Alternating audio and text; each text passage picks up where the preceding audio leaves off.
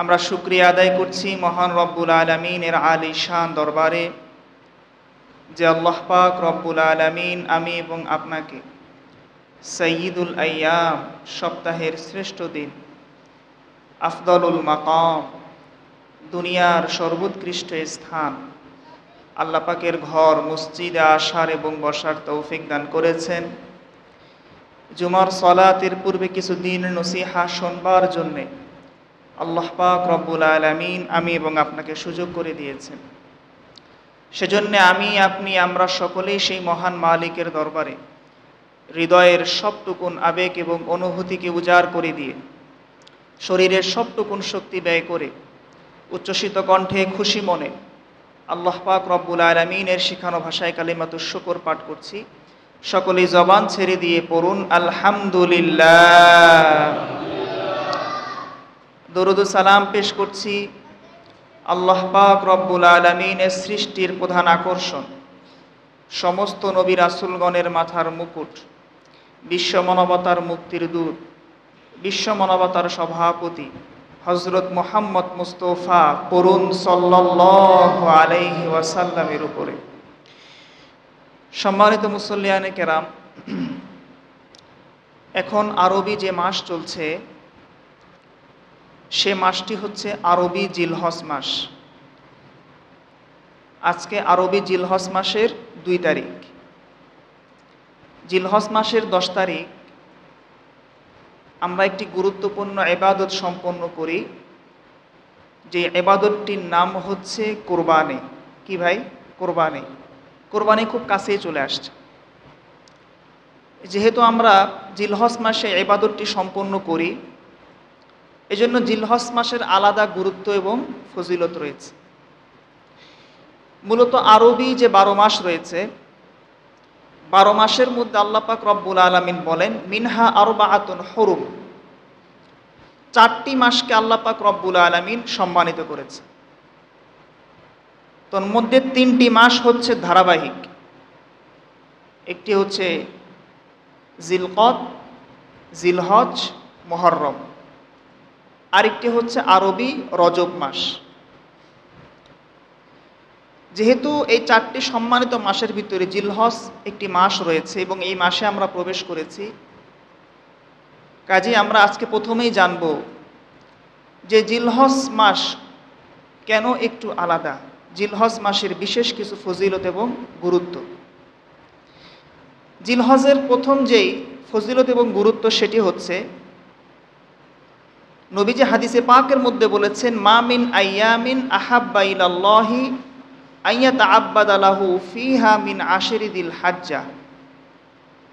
নবীজি বলেন যে সারা বছর আমরা যে ইবাদত করি, জিলহজ মাসের প্রথম 10 দিনের ইবাদতের চাইতে প্রিয় কোনো দিনের ইবাদত আল্লাহ পাকের নিকট নাই। সুবহানাল্লাহ পাঠ করেন। কেন এই 10টা দিন এত গুরুত্বপূর্ণ? নবী বলেন ইয়াদিলু সিয়ামু কুল্লি ইয়াউমিন মিনহা বিসিয়ামি সানাতিন ওয়া কিয়ামু কুল্লি লাইলাতিন মিনহা বিকিয়ামি লাইলাতিল কদর। জিলহজের প্রথম 10 দিনের প্রত্যেকটা দিনের রোজা 1 বছর রোজা রাখার সমতুল্য, আর জিলহজ মাসের প্রথম 10 দিনের প্রত্যেক রাতের ইবাদত শবে কদরের রাতের ইবাদতের সমতুল্য। সুবহানাল্লাহ পাঠ করে। যেহেতু এই 10 দিনের এই বিশেষ ফজিলতটা রয়েছে এই মাসে, এই জন্য এই মাসটা কি গুরুত্বপূর্ণ এবং ফজিলতপূর্ণ। এরপরে 2 নাম্বার, জিলহজ মাসের আরেকটি গুরুত্বপূর্ণ আমল হচ্ছে 9 তারিখ আরাফার দিনের রোজা। এই রোজা রাখলে কি ফজিলত? নবীজি বলেন সিয়ামু ইয়াউমি আরাফাতা আহতাসিবু আলাল্লাহি আন ইউকাফফিরাস সানাতাল্লাতী ক্বাবলাহু ওয়াস সানাতাল্লাতী বা'দাহু। নবীজি বলেন যদি কোনো বান্দা আরাফার দিন 9 তারিখের রোজা রাখে, এই একটা রোজার বিনিময়ে আল্লাহ পাক রব্বুল আলামিন তার পূর্ববর্তী এবং পরবর্তী 1 বছরের গুনাহ আল্লাহ মাফ করে দিবেন। সুবহানাল্লাহ পাঠ করে। অনেক ফজিলত এই রোজাটার। এজন্য যারা পারেন আরাফার দিন 9 তারিখ রোজা রাখার চেষ্টা করবে। 3 নাম্বার আরেকটি গুরুত্বপূর্ণ জিলহজ মাসের ইবাদত হচ্ছে, আমল হচ্ছে জিলহজ মাসের চাঁদ দেখা যাওয়ার আগে জিলহজ মাসের চাঁদ দেখা যাওয়ার আগে কোরবানি করা পর্যন্ত নবী বলেন, যদি কেউ চাঁদ দেখা যাওয়ার আগেই তার হাত পায়ের নখ কেটে ফেলে, চুল কেটে ফেলে, মোষ কেটে ফেলে, শরীরের অবাঞ্ছিত পশমগুলো যদি কোনো মানুষ কেটে ফেলে, আর জিলহজের চাঁদ দেখা যাওয়া থেকে শুরু করে কোরবানি করা পর্যন্ত যদি হাত পায়ের নখ, মাথার চুল, মোচ এবং অবাঞ্ছিত কোনো পশম যদি না কাটে, তাহলে আল্লাহ পাক রব্বুল আলামিন ওই ব্যক্তির আমল নামায় একটি কোরবানি করার সওয়াব দিয়ে দিবেন। সুবহান আল্লাহ পাঠ করেন। হয়তো আমরা অনেকে খেয়াল করি না, বা অনেকে হয়তো বা আমরা খেয়াল করেছি বা আমল করছি, কিন্তু যারা করতেছেন আমলটা আপনারা ইনশাল্লাহ সওয়াব পাবেন কোরবানি করার। আর যারা হয়তো বা খেয়াল করেননি, আপনারা ইনশাল্লাহ আগামীতে করবেন। ইনশাল্লাহ পাঠ করেন। 4 নম্বর জিলহজের একটা গুরুত্বপূর্ণ আমল আমরা জানি, সেটা হচ্ছে হজ। কি করা? হজ করা। মাশাআল্লাহ, এখন অনেক হাজী সাহেব তারা হজের সফরে আছেন। আমরা দোয়া করব যারা হজের সফরে আছেন তারা প্রত্যেকেই যেন আল্লাহ পাক রব্বুল আলামিনের ঘর জিয়ারত করে, তার নবী রওজাকে জিয়ারত করে তারা হজের কাজকে পরিপূর্ণ সুস্থভাবে তারা সম্পাদন করতে পারেন। সকলে বলছি আল্লাহুম্মা আমিন। এরপরে 5 নাম্বার আরেকটি গুরুত্বপূর্ণ আমল হচ্ছে জিলহজ মাসে কোরবানি করা, যেটা আমরা 10 তারিখ যারা সামর্থ্যবান তারা ইনশাল্লাহ করব। এই বিষয়ে আমাদের সামনে আলোচনা আসছে। এরপরে 6 নাম্বার যে গুরুত্বপূর্ণ আমল সেটি হচ্ছে তাকবীরে তাশরিকের আমল। জিলহজ মাসের 9 তারিখ ফজর থেকে জিলহজ মাসের 13 তারিখ আসর পর্যন্ত প্রায় 23 ওয়াক্ত নামাজ সম্ভবত, এই প্রত্যেক দিন জিলহজের 9 তারিখ থেকে 13 তারিখ আসর পর্যন্ত প্রত্যেক ফরজ নামাজের পরে নারী এবং পুরুষ উভয়ের জন্য একবার তাকবীরে তাশরিক বলাটা ওয়াজিব। তাকবীরে তাশরিক জানেন আপনারা? আল্লাহু আকবার, আল্লাহু আকবার, লা ইলাহা ইল্লাল্লাহু, আল্লাহু আকবার, আল্লাহু আকবার, ওয়ালিল্লাহিল হামদ। আমরা ইনশাআল্লাহ আমলটা করব, আপনাদেরকে ইনশাআল্লাহ আমরা স্মরণ করিয়ে দিব। যা হোক, এগুলো হচ্ছে জিলহজ মাসের কিছু ফজিলত এবং গুরুত্ব। তো মূলত জিলহজ মাসের আমরা যেটা মূল আমল সকলে খুব গুরুত্ব সহকারে সম্পাদন করি এবং সওয়াবের আশায় করি, এটা হচ্ছে কোরবানি করা। কোরবানি এটা এমন একটা আমল যে আমরা শুধুমাত্র কোরবানি করি বিষয়টা এমন না, বরং পৃথিবীতে আদি যুগ থেকেই আদম আলাইহিস সালাম থেকে নিয়ে প্রত্যেকটা নবীর শরীয়তে প্রত্যেক নবীর উম্মতের জন্য আল্লাহ পাক রব্বুল আলামিন তিনি কোরবানির বিধান দিয়েছেন। আল্লাহ পাক রব্বুল আলামিন বলেন, ওয়ালিকুল্লি উম্মাতিন জাআলনা মানসাকাল লিয়াযকুরুসমাল্লাহি আলা মা রাযাকাহুম মিন বাহিমাতিল আনআম। আল্লাহ পাক রব্বুল আলামিন বলেন, আমি আল্লাহ পাক প্রত্যেকটা নবীর উম্মতের জন্য কোরবানির বিধান দিয়েছি, যাতে করে তাদের রিজিকের জন্য আমি আল্লাহ পাক যে চতুষ্পদ জন্তু দান করেছি তারা যেন সেই জন্তু জবেহ করার সময় আমি আল্লাহ পাক রব্বুল আলামিনের নামের জিকির করে। সুবহানাল্লাহ পাঠ করে। তাহলে পশু যখন আমরা কোরবানি করব, আমরা কার নামে কোরবানি করব? সন্দেহ আছে? কার নামে? নাকি খাজা বাবার নামে? করা যাবে এরকম? যাবে না। কোরবানি করতে হবে আল্লাহর নামে। আল্লাহ ছাড়া যদি কোনো পশুর গলায় ছুরি চালানোর সময় যদি অন্য কারো নামের জিকির করা হয়, ওই পশু খাওয়ার সাথে সাথে হারাম হয়ে যাবে। তো যেহেতু কোরবানি প্রসঙ্গে আমরা আলোচনা করছি, পবিত্র কোরআনে আল্লাহ পাক রব্বুল আলামিন বিশেষভাবে 2 জন নবীর কোরবানির ঘটনাকে আল্লাহ পাক উল্লেখ করেছেন। একজন হচ্ছেন আমাদের আদি পিতা হযরত আদম আলাইহিস সালামের 2 ছেলে হাবিল এবং কাবিলের কোরবানির ঘটনা। আরেকজন হচ্ছেন আমাদের জাতির পিতা হযরত ইব্রাহিম আলাইহিস সালামের সন্তান ইসমাইল জবিহুল্লাহর কোরবানির ঘটনা। 2 ঘটনা যদি আমরা শুনতে চাই কয়েক ঘন্টা লাগবে। আমরা 2 ঘটনার কোনো একটা ঘটনাও আলোচনা করব না, অন্তত এই মৌসুমে, কারণ প্রত্যেক বছর তো আলোচনা হয়। তো আজকে আমরা যে বিষয়টি শুনবো সেটি হচ্ছে আমাদের নবী যে বংশ থেকে আসছেন তিনি হচ্ছেন ইব্রাহিম আলাইহিস সালামের সন্তান ইসমাইল জবিহুল্লাহ, যাকে জবেহ করার কথা ছিল, তার বংশ থেকে নবীজি পৃথিবীতে আসছেন সর্বশেষ নবী হিসেবে।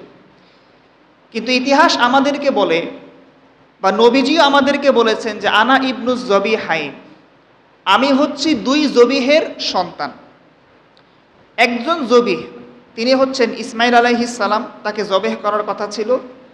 আরেকজন হচ্ছেন নবীজির বাবা আব্দুল্লাহ। নবীর বাবার নাম কি? মায়ের নাম কি? আমেনা। সন্দেহ আছে? আমরা অনেকেই আসলে নবীর বাবার নাম জানি না, নবীর মায়ের নাম জানি না, দাদার নাম জানি না। এমনি নবীর অনেক মহব্বত, খাঁটি আশেকে রসুল। নবীর বিরুদ্ধে কোনো কথা বললে একদম ঢাকা শহরের রাস্তাঘাট সব ব্লক করে প্রতিবাদ সমাবেশ, অমুক কেন নবী যে গালি দিলেন তাকে দৃষ্টান্তমূলক শাস্তি দিতে হবে। কিন্তু যেই লোকটা এই নবীর মহব্বতে এত আন্দোলন করে, মিছিল করে, র্যালি করে, সমাবেশ করে, ওই লোকটাকে আপনি জিজ্ঞেস করেন, সে সারা জীবনে মিলে একটা বার আমার নবীজির জীবনী কি সে পড়ে নাই, ঠিক কিনা বলেন? কোরআন শরীফ তো আপনি 1000 বার খতম করছেন, কিন্তু নবীর জীবনী যাকে আপনি আদর্শ হিসাবে মানেন, তার জীবনীটা আপনি শুরু থেকে শেষ আপনার একবারও পড়া হয়েছে? আমার আলহামদুলিল্লাহ পড়া হয়েছে, এবং প্রতিনিয়ত আমি পড়ি আলহামদুলিল্লাহ, আজকেও পড়ে আসছে। তো নবীর মহব্বত আপনার ভিতরে আছে, এটা তখন বোঝা যাবে যখন আপনার ভিতরে নবীর পুরো জীবনীটা থাকবে, ঠিক কি না?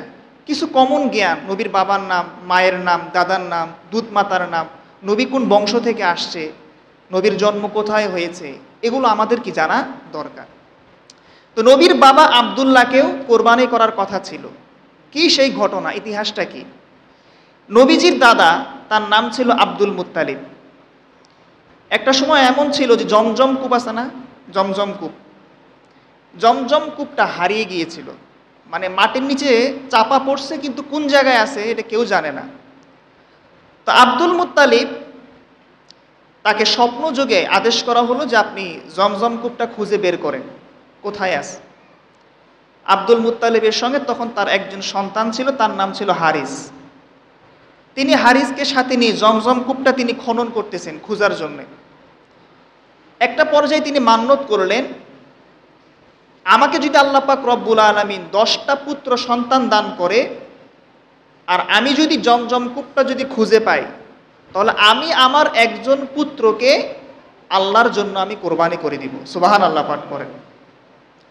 তিনি একটা পর্যায়ে জমজম কূপটা তিনি খুঁজে পেয়েছেন। এখন সেই যে মান্যত করছে এটা তো আল্লাহ জানে, কি বলেন। একদিন আব্দুল মুত্তালিবকে আল্লাহ পাক স্বপ্নযোগে দেখালেন যে আব্দুল মুত্তালিব, তোমাকে তো আমি আল্লাহ পাক 10টা পুত্র সন্তান দিয়েছি, আর তুমি তো মান্যত করেছিলে যে তুমি জমজম কূপ খুঁজে পেলে তুমি একজন পুত্রকে আল্লাহ পাকের রাস্তায় কোরবানি করবা, সুতরাং তুমি তোমার সে মান্যতকে পূরণ করো। এখন আব্দুল মুত্তালিব 10 সন্তানের কোন সন্তানকে তিনি কোরবানি করবে তিনি বুঝতে পারতেছেন না। তিনি 10 জন পুত্রের মাঝে তিনি একটা লটারি দিলেন। লটারিতে নাম চলে আসছে নবীজির বাবা আব্দুল্লাহর নাম। যতবার দেয় শুধু আব্দুল্লাহর নামটাই কি বারবার আসে। এখন আব্দুল্লাহ ছিলেন ভাই বোনদের মধ্যে সবচাইতে সুন্দর, সবচাইতে সুঠাম দেহের অধিকারী, শান্ত প্রকৃতির একজন মানুষ। এখন আব্দুল্লাহর বোনেরা সবাই বাবা আব্দুল মুত্তালিবকে বলতে লাগলেন যে বাবা, আপনি দয়া করে আমাদের ভাই আব্দুল্লাহকে আপনি কোরবানি করে দিবেন না, বরং আপনি আব্দুল্লাহর বদলে আপনি 10টা উটকে আপনি কোরবানি করেন। আপনি আবার লটারি করেন, আপনি এই লটারির ভিতরে 10টা উটের নাম উঠান, সাথে আপনি আব্দুল্লাহর নামটাও উঠান। এরপর আপনি দেখেন যে আব্দুল্লাহর নাম উঠে কিনা। আব্দুল মুত্তালিব তার মেয়েদের কথা মোতাবেক লটারি করলেন, 10টা উটের সাথে আব্দুল্লাহর নাম দিলেন। লটারিতে আবারও উঠেছে আব্দুল্লাহর নাম। বোনেরা বলল যে বাবা এবার তাহলে 20টা উট দেন। এবার দিলেন 20টা উট। এবার লটারি দিলেন, আবারও উঠছে আব্দুল্লাহর নাম। বোনেরা বললেন যে আরো উট বাড়ান। এরকম 30টা, 40টা, 50টা, 60টা, যখন 100টা উট দিয়েছে, সাথে আব্দুল্লাহর নাম দিয়েছে, তখন লটারিতে উঠেছে উটের নাম। সুবহানাল্লাহ পাঠ করেন। আব্দুল মুত্তালিব তিনি তার সন্তান আব্দুল্লাহর জানের বিনিময়ে 100টা উট কোরবানি দিয়ে তিনি তার মান্যতকে পুরা করেছেন। সুবহানাল্লাহ পাঠ করেন। এজন্য নবীজি বলেছেন আনা ইবনু জবিহাইন, আমি হচ্ছি 2 জবিহের সন্তান। একজন হচ্ছেন আমার পূর্বপুরুষ ইসমাইল আলাইহিস সালাম, আর একজন হচ্ছে কি আমার বাবা আব্দুল্লাহ। তো এই যে আমরা কোরবানি করি প্রতি বছর, এটা হচ্ছে আমাদের ওই পূর্বপুরুষ হযরত ইসমাইল আলাইহিস সালামের অনুসরণে। হাদিস শরীফে নবীজি বলেছেন, সাহাবায়ে কেরাম প্রশ্ন করলেন, ইয়া রাসূলুল্লাহ মা হাযিহিল আযাহিয়ু, কুরবানি কি? নবীজি বললেন, হিয়া সুন্নাতু আবিকুম ইব্রাহিম আলাইহিস সালাতু ওয়াস সালাম, কুরবানি হচ্ছে তোমাদের আদি পিতা হযরত ইব্রাহিম আলাইহিস সালামের সুন্নাত। সাহাবায়ে কেরাম প্রশ্ন করলেন, ইয়া রাসূলুল্লাহ এই কুরবানিতে আমাদের জন্য কি রয়েছে?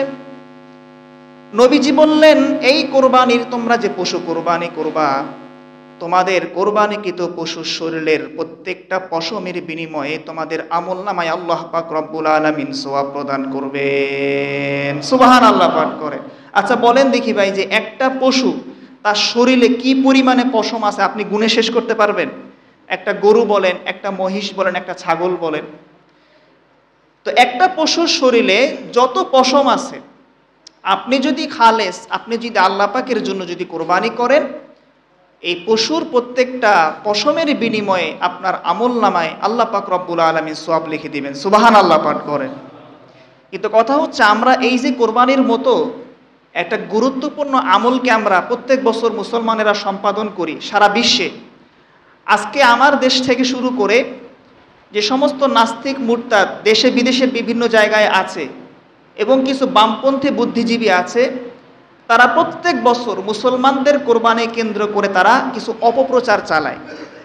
তার ভিতরে এক নম্বর অপপ্রচার হচ্ছে, তারা বলে যে মুসলমানেরা তারা পশু কোরবানির নামে তারা প্রত্যেক বছর পশু হত্যা করে, নাউজুবিল্লাহ পাঠ করে।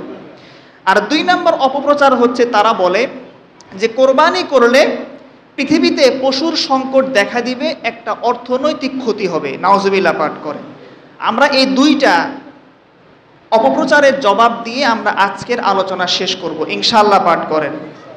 এক নম্বর অপপ্রচার ছিল যে মুসলমানেরা বলে যে মুসলমানেরা যে পশু কোরবানি করে, নাস্তিকরা বলে যে মুসলমানরা পশু কোরবানির নামে তারা পশুকে হত্যা করে। আচ্ছা বলেন দেখি, আমরা বছরে একবার পশু কোরবানি করি, গরুকে আমরা জবেহ করি, এছাড়া সারা বছর কি আর পশুকে জবেহ করা হয় না? হয়। প্রত্যেক দিন আপনি দেখেন বাজারে অসংখ্য গরু এবং ছাগলকে জবেহ করা হচ্ছে, অসংখ্য মুরগি বাজারে জবাই করা হচ্ছে, হয় না? আপনারা আবার সেই মুরগি দিয়ে বারবিকিউ খাচ্ছেন, পার্টি দিতেছেন।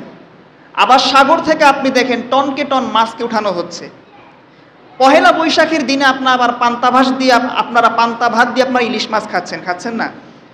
তো একটা গরুর জীবনের প্রতি আপনার এত মায়া যে আমরা বছরে একদিন কোরবানি করলে আপনারা সেটাকে পশু হত্যা বলেন। একটা মুরগি, একটা ছাগল, একটা মাছ, এদের কি জীবন নাই? আমরা যে শাকসবজি খাচ্ছি, এই যে উদ্ভিদ গাছপালা, বর্তমান বিজ্ঞান বলে এদের তো জীবন আছে, কি বলেন? আল্লাহ পাক নিজে বলেছেন যে পৃথিবীর প্রত্যেকটা বস্তু, জড় পদার্থ হোক অথবা জীব হোক, প্রাণ থাক বা না থাক, গাছপালা পর্যন্ত আল্লাহ পাকের জিকির করে, সুবহানাল্লাহ পাঠ করে। তাহলে সারা বছর এত এত পশু কোরবানি করা হচ্ছে, এত এত পশুকে জবেহ করা হচ্ছে, সাগরের মাছকে উঠিয়ে খাওয়া হচ্ছে, সেগুলো নিয়ে নাস্তিক মুরতাদদের কোনো আপত্তি নাই। কিন্তু মুসলমানরা পশু কোরবানি করলেই তারা বলে আমরা নাকি পশুকে হত্যা করি, ঠিক কি না বলেন? আমাদের দেশের দুইটা পত্রিকা আপনারা সবাই জানবেন, একটা হচ্ছে প্রথম আলো, আরেকটা হচ্ছে দ্য ডেইলি স্টার। নাম শুনেছেন আপনারা? দ্য ডেইলি স্টারকে আমরা নাম দিয়েছি দ্য দিল্লি স্টার, কারণ বাংলাদেশের দুইটা পত্রিকা ভারতের দালালি করে, একটা হচ্ছে প্রথম আলো আর একটা হচ্ছে দ্য ডেইলি স্টার, ঠিক কিনা বলেন?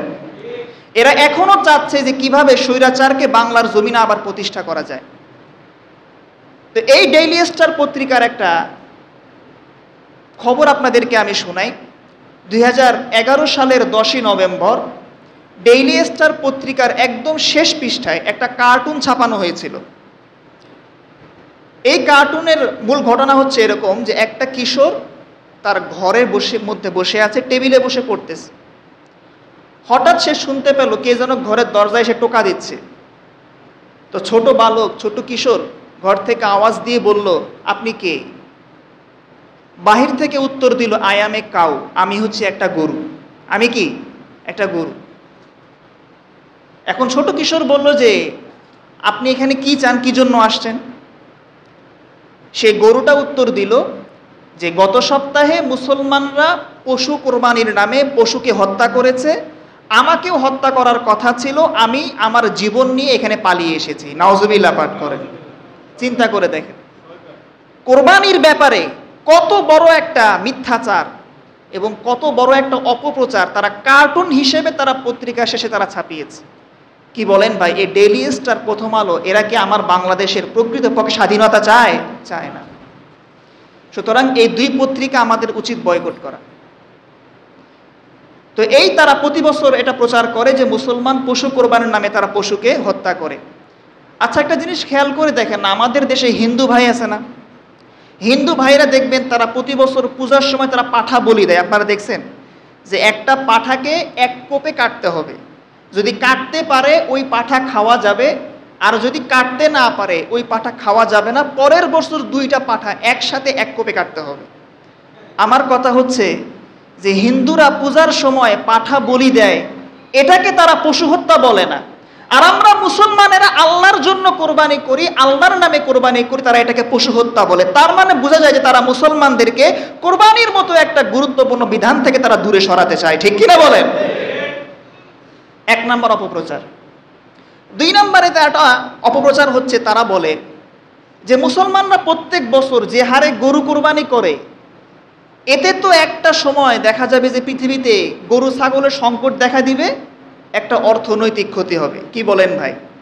আমি মনে করি যারা মেয়াদ উত্তীর্ণ গাঁজা খায় তারাই কেবল কথাগুলো বলতে পারে, ঠিক কিনা বলেন? আপনারা যারা মুরব্বীরা এখানে বসে আছেন, আপনাদের 60-70 বছর বয়স হয়েছে, আচ্ছা আপনারা যে ছোটবেলা থেকে প্রত্যেক বছর কোরবানি করে আসছেন, আজকে আপনার বয়স 70 বছর, আপনি দেখছেন যে কোনো বছর গরুর সংকট দেখা দিছে, ছাগলের সংকট দেখা দিছে? আপনি দেখছেন না ভাই। আল্লাহ পাক রব্বুল আলামিনের একটা চিরন্তন বিধান কি জানেন? পৃথিবীতে যখন মানুষের যে জিনিসের চাহিদা বেড়ে যায়, আল্লাহ পাক রব্বুল আলামিন অটোমেটিক ওই জিনিসের উৎপাদনকে বাড়ায় দেয়। সুবহানাল্লাহ পাঠ করেন। যেমন দেখেন, আমাদের পানির খুব বেশি প্রয়োজন, কি বলেন? তো আমরা যারা এখানে বাসা বাড়ি আছে, আমাদের প্রত্যেকের বাসায় মোটর আছে না? আচ্ছা, কোনো মানুষকে মোটর বন্ধ রাখে এই চিন্তায় যে বেশি যদি আমি পানি উঠাই পানি শেষ হয়ে যাবে, কখনো আপনি চিন্তা করছেন? আপনি যত পানি উঠাবেন এত পানি উঠতেই থাকবে, এটা আল্লাহর কুদরত। সুবহানাল্লাহ পাঠ করেন। একটা সময় পৃথিবীতে ঘোড়া ছিল ব্যাপক, যখন আপনার বিমান আবিষ্কার হয় নাই, জাহাজ নাই, লঞ্চ নাই, আধুনিক কোনো মোটর গাড়ি ছিল না, তখন পৃথিবীতে ঘোড়ার ব্যাপক চাহিদা ছিল। মানুষ এক জায়গা থেকে আরেক জায়গায় ঘোড়াতে করে সফর করত। আমাদের নবীজি মক্কা থেকে মদিনায় সফর করেছেন ঘোড়ার পিঠে সাওয়ার হয়ে, অনেকে সিরিয়াতে গিয়েছেন, ফিলিস্তিনে গিয়েছেন ঘোড়ার পিঠে সাওয়ার হয়ে। তখন তো আধুনিক বিমান নাই, জাহাজ নেই, এত দূরের পথ মানুষ কেমন করে যাবে? কিন্তু আপনি দেখেন, যখন আধুনিক বিমান আবিষ্কার হয়েছে, জাহাজ লঞ্চ গাড়ি আবিষ্কার হয়েছে, আস্তে আস্তে ঘোড়ার চাহিদা কমে গিয়েছে, ঠিক কিনা বলেন? একটা সময় যেখানে মানুষের প্রত্যেকটা ঘরে ঘরে ঘোড়া ছিল, বাজারের মোড়ে মোড়ে ঘোড়া ছিল, আজকে আপনি পুরো ঢাকা শহর খুঁজে দেখেন, হয়তো পুরান ঢাকায় 2-1টা ঘোড়া দেখা যাইতে পারে, সারা পৃথিবীতে ঘোড়া তেমন দেখা যায় না, ঠিক কিনা বলেন? কারণ এখন ঘোড়ার চাহিদা কমে গেছে, আল্লাহ পাক রব্বুল আলামিন ঘোড়ার উৎপাদনও কমাই দিয়েছেন, ঠিক কিনা বলেন? তো সুতরাং গরু কোরবানি করলে, ছাগল কোরবানি করলে গরু ছাগলের সংকট দেখা দিবে, এই ধরনের কথাকে বিশ্বাস করা যায়? বলেন, আসলে মূল কথা কি জানেন? যেই জিনিস কোরবানি করা হয় ওই জিনিসের ভিতর আল্লাহ পাক রব্বুল আলামিন তিনি বরকতকে বাড়াই দেন। সুবহানাল্লাহ পাঠ করে। আচ্ছা, একটা গরু সে বছরে বাচ্চা জন্ম একটা, সর্বোচ্চ একটা দেয় বা দেয়ও না, আর একটা কুকুর সারা বছরে বাচ্চা জন্ম দেয় 60টা। কি বলেন ভাই? আমরা কি সবাই এই কুকুর কোরবানি করি কেউ? তাহলে এত যে কুকুর জন্ম হয় এগুলো যায় কই? আমার তো বুঝে আসে না, সব পড়ে যায়। কারণ যেই জিনিস কোরবানি করা হয় না ওই জিনিসের বরকত নাই। তো কুকুর বাচ্চা জন্ম দেয় 60টা, কুকুরের চোখেই পড়ে না আমাদের। আর এত এত গরু আমরা মুসলমান প্রতি বছর কোরবানি করি, ছাগল কোরবানি করি, এখনো দেখবেন যে গ্রামে গঞ্জে গরুর অভাব নাই, ঠিক কিনা বলেন? কারণ গরু কোরবানি করা হয়, ছাগল কোরবানি করা হয়, এই জন্য ওই জিনিসের ভিতরে আল্লাহ পাক বরকতকেও বাড়াই দেয়। সুবহানাল্লাহ পাঠ করেন। তারা বলে যে আমরা মুসলমানরা নাকি পশু হত্যা করি, গরু কোরবানি করলে নাকি সংকট দেখা দিবে অর্থনৈতিক। এই কথাগুলো আমাদের পার্শ্ববর্তী দেশ ভারতের হিন্দুরা একটু বেশি বলে, ঠিক কিনা বলেন? আচ্ছা, ভারতে তো আপনি দেখেন যে সেখানে গরু জবাই করা নিষেধ, কোরবানি করা নিষেধ, ঠিক কিনা? গরু জবাই করলে সেখানে শাস্তি আছে। তো ভারতে কি রাস্তাঘাটে গরু সরাসরি হয়ে গেছে? না, বরং ভারত এখন কান্না করতেছে এই জন্য যে তারা এই বছর বাংলাদেশে তারা কোরবানির সময় তারা গরুকে সাপ্লাই করতে পারতেছে না, ঠিক কিনা বলেন? তারা প্রত্যেক বছর বাংলাদেশে গরু সাপ্লাই দিয়ে ব্যবসা করে তারা যে পরিমাণ অর্থ উপার্জন করে, স্বৈরাচারের পতনের পরে এদের এই ব্যবসা বন্ধ হয়ে গিয়েছে, ঠিক কিনা বলেন? তারা আমাদেরকে বলে যে বাংলাদেশের মানুষ গরু হত্যা করে। আমরা বলি যে আমরা গরু হত্যা করে এটা আমরা মানলাম, ঠিক আছে। তোমরা যে আমাদের কাছে গরু বিক্রি করো, তোমরা তো জানো যে আমরা গরুগুলোকে হত্যা করবো, ঠিক কিনা? তো তোমরা আমাদের কাছে বিক্রি করলা কেন? তার মানে তোমরাই বড় অপরাধী, ঠিক কিনা? তো সুতরাং এ ধরনের কথা বলে মুসলমানদেরকে বিভ্রান্ত করার কোনো সুযোগ আছে? আমরা এখানে যারা আসছি সামর্থ্যবান, সময় লম্বা হয়ে গিয়েছে। আমরা প্রত্যেকে আল্লাহ পাকের উপর ভরসা করে যার যার সামর্থ্য অনুযায়ী আমরা কোরবানি করতে রাজি আছি তো ইনশাআল্লাহ। এখন কোরবানি করতে গেলে কিছু মাসলা মাসাইল আমাদের জানার দরকার আছে না নাই বলেন? আমরা আগামী জুমাতে কোরবানি কেন্দ্রিক কিছু গুরুত্বপূর্ণ মাসালা, জবেহ করা সংক্রান্ত মাসালা, পশুর শারীরিক কোনো দোষ ত্রুটি আছে কিনা, এরপরে গোশত বন্টন, এরপর আনুষাঙ্গিক আরও কিছু বিষয় যেগুলো আমাদের মৌসুমে কিছু মাসালা জানা দরকার, আমরা ইনশাল্লাহ আগামী জুমাতে এই মাসলা মাসাইল ওয়াজ করবো। আপনারা সবাই ইনশাল্লাহ আসবেন। আজকে যে কথাগুলো বললাম আল্লাহ আমাদের সকলকে কথাগুলো বুঝে আমল করার তৌফিক দান করুন, আমিন। আসসালামু আলাইকুম ওয়া রাহমাতুল্লাহি ওয়া বারাকাতুহু।